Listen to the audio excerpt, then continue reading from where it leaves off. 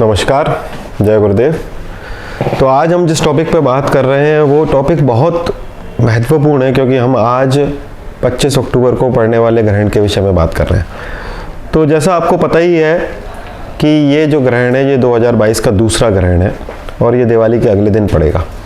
Now ग्रहण normally एक ऐसी प्रक्रिया है जिसको अच्छा नहीं माना जाता, क्योंकि या तो सूर्य ग्रहण लगता है या चंद्र ग्रहण लगता है।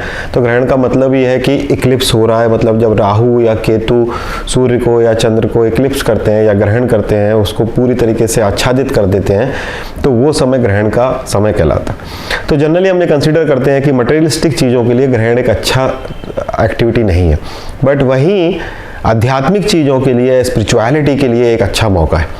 जब आप अपने मन से यानी कि चंद्र से या फिर आत्मा से कुछ चीज़ें निकाल सकते हो, तो यस, ग्रहण जो है वो मटेरियलिस्टिक चीज़ों के लिए अच्छा नहीं है, बट आध्यात्मिक चीज़ों के लिए आप उसको अच्छे तरीके से प्रयोग कर सकते हो। दूसरी चीज़ ये है कि इस बार ये जो ग्रहण पड़ रहा है ये तुला राशि में पड़ रहा है और ये सूर्य आंशिक ग्रहण है। ये ग्रहण एशिया में, ईस्टर्न और वेस्टर्न एशिया के अंदर, यूरोप के अंदर, रशिया में, रशिया के स्पेसिफिकली साइबेरिया वाले पार्ट में, ईरान में, इराक में और ईस्टर्न और नॉर्थ अफ्रीका में देखा जाएगा। ना जब भी सूर्य ग्रहण पड़ता है तो उसका मतलब क्या है? सूर्य को राहु या केतु इक्लिप्स कर रहे हैं, और इस बार जो ये ग्रहण है उसको सूर्य को केतु इक्लिप्स कर रहा है। ना सूर्य दो चीज़ों को रिप्रेजेंट करता है, एक हमारी बॉडी के अंदर हमारा आत्मा का कारक है, दूसरा अगर आप मैक्रो लेवल पे देखें तो ये सरकार का या राजा का कारक है, और केतु एक हेडलेस प्लैनेट है। तो जब सूर्य को केतु ग्रहण करता है तो राजा ऐसी एक्टिविटीज़ करते हैं या गवर्नमेंट के द्वारा ऐसी एक्टिविटीज़ की जाती हैं जो आम जनमानस के लिए या फिर इस पृथ्वी ग्रह के लिए अच्छी नहीं। तो ये जो ग्रहण पड़ रहा है, ये ग्रहण से एक तो पॉलिटिकल इंस्टेबिलिटी बढ़ेगी, स्पेसिफिकली यूरोप के ऊपर इसका सबसे ज़्यादा प्रभाव पड़ेगा, और वो विजिबल हो भी रहा है इस समय पर। अगर आप देखोगे तो रशिया और यूक्रेन के बीच में जो विवाद चल रहा है, ये विवाद मुझे गहराता हुआ दिखता है।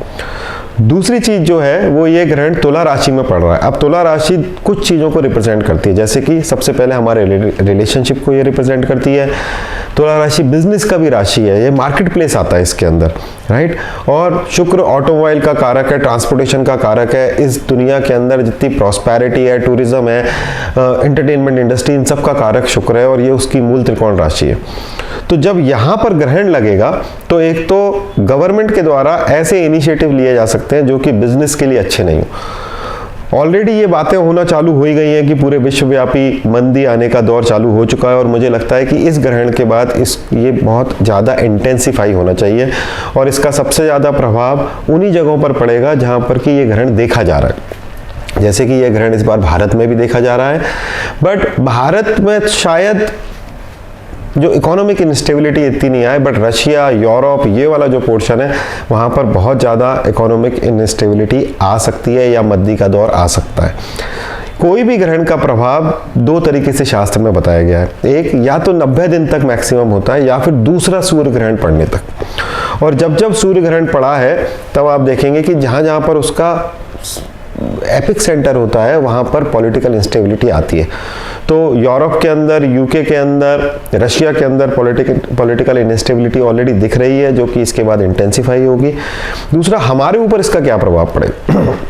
तो चूंकि ये वायु तत्व का राशि में पड़ रहा है, तो वायु तत्व की जो राशियां हैं जैसे मिथुन राशि, तुला राशि, कुंभ राशि, इन पर इनका सबसे ज़्यादा प्रभाव पड़ेगा। उनका हेल्थ पर असर पड़ सकता है। उनका सूर्य इनडायरेक्टली वेल्थ का भी कारक है, क्योंकि सूर्य पूरा वेल्थ, पूरे रिसोर्सेज जो हैं वो सूर्य के पास ही हैं।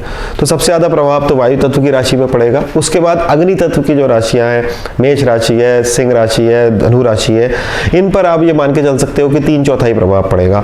फिर आपका पृथ्वी तत्व की राशियां जो है, टॉरस है, कन्या राशि है, मकर राशि है, इन पर करीब करीब 50% का प्रभाव पड़ेगा। और सबसे कम प्रभाव जो है वो कर्क राशि, वृश्चिक राशि और मीन राशि में पड़ेगा। ऑल्दो उनके ऊपर कुछ दूसरे प्रभाव भी हैं, जैसे 7.5 है या कुछ इस तरीके का, वो अपना आज का मसला नहीं है। आज हम ग्रहण के विषय में बात कर रहे हैं।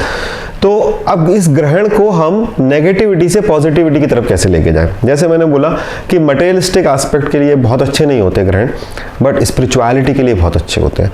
तो जब सूर्य आत्मा कारक पर केतु मोक्ष कारक का प्रभाव पड़ता है, तो ये जो टाइम है ये बहुत ही उपयोगी हो सकता है हमारी स्पिरिचुअल प्रोग्रेस के लिए।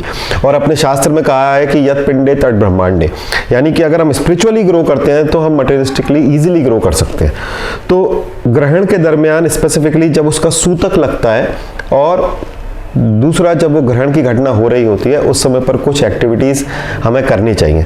तो सबसे पहले मैं ये बता दूं कि करीब करीब 4:48 से 5:32 ये जो इंडियन IST है, इस समय पर यह ग्रहण 25 अक्टूबर को पड़ेगा और इसका सूतक काल लग जाएगा उस सुबह को 3:19 से। तो अपने शास्त्रों में कहा गया है, आपने अपने परिवार में भी होता देखा होगा कि सूतक के टाइम पर मंदिर बंद रहते हैं, हम कुछ नया एक्टिविटी नहीं करते हैं, ज़्यादा बाहर नहीं घूमते हैं। तो उस समय पर तो आपको थोड़ा ध्यान रखना ही चाहिए। बट जब वो ग्रहण का टाइम है, स्पेसिफिकली सूर्य ग्रहण के टाइम पर जो प्रेग्नेंट महिलाएं हैं, बच्चे हैं, बुजुर्ग हैं, उनको सूर्य से डायरेक्ट इंटरेक्ट नहीं करना चाहिए, सूर्य से डायरेक्ट एक्सपोज नहीं होने चाहिए, क्योंकि इस समय पर सूर्य की जो किरणें पृथ्वी पर आ रही हैं वो किरणें दूषित हैं, तो हमारे शरीर पर, हमारे डाइजेशन सिस्टम पर, हमारी बोन्स पर उनका बुरा प्रभाव पड़ सकता है। और ऐसे में अगर कोई महिला प्रेग्नेंट है तो आने वाले बच्चे पर इसका बुरा प्रभाव पड़ता है। जनरली आजकल ऐसा देखा गया है कि लोग सूर्य ग्रहण को देखते हैं, चंद्र ग्रहण को देखते हैं।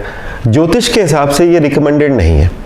आपको आइडियली इस समय पर जब ग्रहण का प्रोसेस चल रहा है, ग्रहण की एक्टिविटी चल रही है, तो पूजा पाठ तो निषेध है, इसलिए मंदिर बंद रहते हैं। ग्रहण के बाद हम अपने मंदिरों को धोते हैं, दोबारा से उन भगवान को भोग लगाते हैं।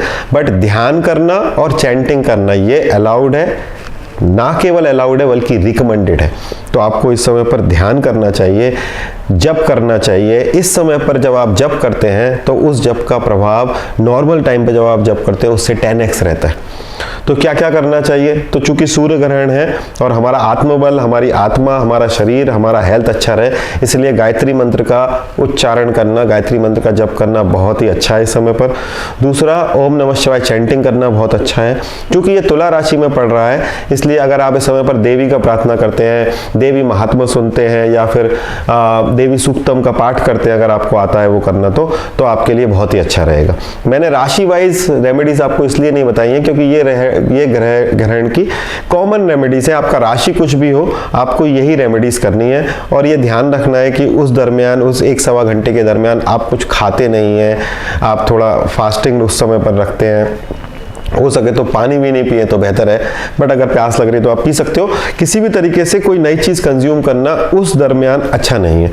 तो आप ये प्रार्थना करें और स्पिरिचुअल प्रैक्टिसेस करें, उस समय पर चैंटिंग करें, ध्यान करें और इस ग्रहण की नेगेटिविटी को पॉजिटिविटी में बदलें। मेरी यही कामना है और मैं बहुत ही ज़्यादा आभारी हूँ आप लोगों का। आप लोग इतना वीडियो देखते हैं और प्यार करते हैं, इतना प्यार हमें देते हैं, ये मुझे इनकरेज करता है नई वीडियोस बनाने के लिए। तो ये वीडियो भी आपको पसंद आता है तो इसको लाइक करिए, शेयर करिए। अगर आपने हमारा चैनल सब्सक्राइब नहीं किया है तो उसको सब्सक्राइब कीजिए और इस ग्रहण को एक उत्सव की तरह बनाइए, क्योंकि जब आप प्रार्थना करते हैं, ध्यान करते हैं तो नकारात्मकता पॉजिटिविटी में बदल जाती है। Thank you very much. सबको बहुत बहुत बहुत मेरी तरफ से अभिनंदन है हमें इतना प्यार देने के लिए। धन्यवाद। जय गुरुदेव।